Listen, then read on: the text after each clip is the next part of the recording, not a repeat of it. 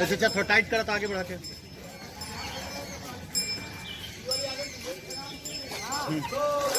आइए धीरे धीरे धीरे रुक जाइए रुक जाइए रुक जाइए। अरे गाड़ी आगे आएगी ना।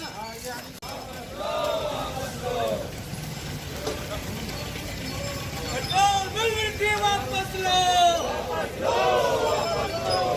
मोदिया की शर्म करो,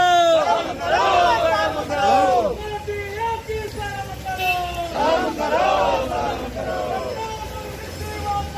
सर एक मिनट देखिए, आप लोग आगे आ जाइए, बैलगाड़ी के आगे आ जाइए सबसे। तो मजा नहीं आएगा, बैलगाड़ी आगे बैलगाड़ी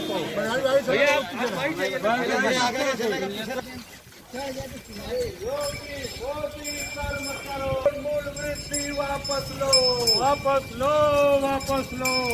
जनता का खून पीना बंद करो, मूल वृत्ति वापस लो। सर कैसा मतलब आप लोग जो विरोध कर रहे हैं क्या है? देखिए, एक चार्ट मेरे गले में है। प्रतिदिन डीजल और पेट्रोल का कितना दाम बढ़ा है वो स्पष्ट है। इंटरनेशनल मार्केट में आज की तारीख में 18 से 20 रुपये डीजल और पेट्रोल का दाम है और मोदी सरकार इसे 80 तक पहुंचा दी है। पहली बार 70 सालों में डीजल और पेट्रोल का दाम बराबर हो गया है। हम इसका विरोध करते हैं। इससे महंगाई बढ़ेगी, सरकार अपने खजाने में पैसा इकट्ठा कर रही है, लेकिन जनता त्रस्त है कोरोना के इस पीरियड में और मजबूरन इस पे आज प्रदर्शन करना पड़ा है कि सरकार चेते और इसे वापस ले, और यदि वापस नहीं लेगी तो और बड़ा आंदोलन इसके लिए किया जाएगा। आज किस तरह का आप लोगों ने अभी हम यहाँ से जा रहे हैं अम्बेडकर पार्क कचहरी तक, वहाँ अम्बेडकर जी को माल्यार्पण करेंगे और वहाँ ख़त्म करेंगे। आज देखा गया है कि बैलगाड़ी पर लेकर के बैलगाड़ी से गाड़ी खींची जा रही तो क्या? अब बैलगाड़ी युग में प्रवेश कर रही है हिंदुस्तान।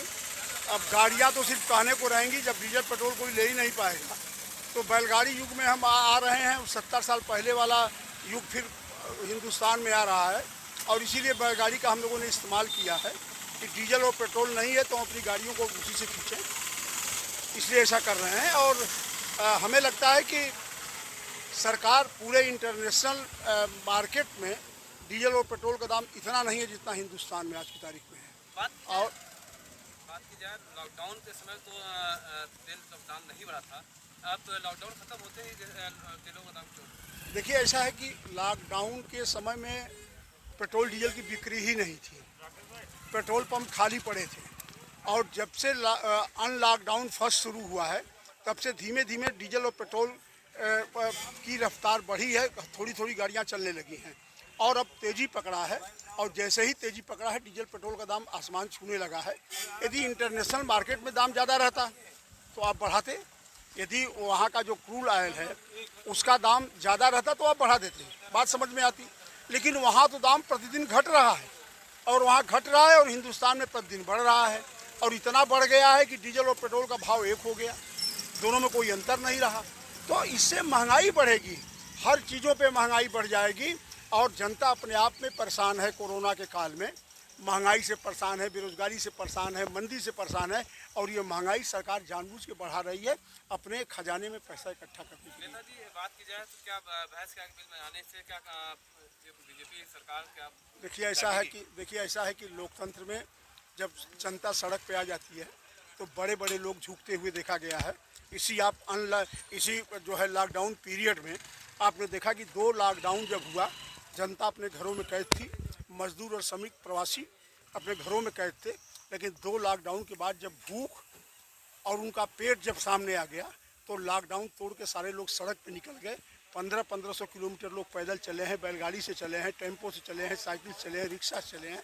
तो आपने देखा जब जनता सड़क पे आ जाती है तो सब सारे नियम कानून ध्वस्त हो जाते हैं और ये सरकार ज़बरदस्ती कर रही है, तानाशाही कर रही है कि अब विपक्ष की बात को सुनना नहीं चाह रही है। लेकिन आप जनता की बात तो सुनना पड़ेगा और आज हर जनता त्रस्त है, हर जनता इससे परेशान है तो आपको सुनना तो पड़ेगा ही पड़ेगा।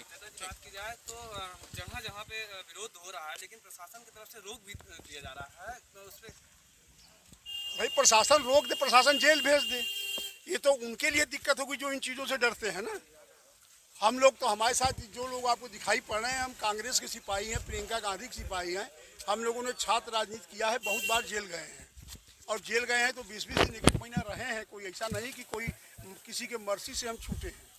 तो उससे कोई फर्क नहीं पड़ता हम लोग। सांसद जी, धारा 144 लगा हुआ है और 144 पे अगर बात की जाए तो उसमें जो है कांग्रेस करना प्रदर्शन कर रहे थे, इस पे भाई 144 तो सबके लिए लगा है। बीजेपी वाले तो मोदी जी का पत्र घर घर बांट रहे हैं 100 लोगों को लेके। वो कौन सा 144 है?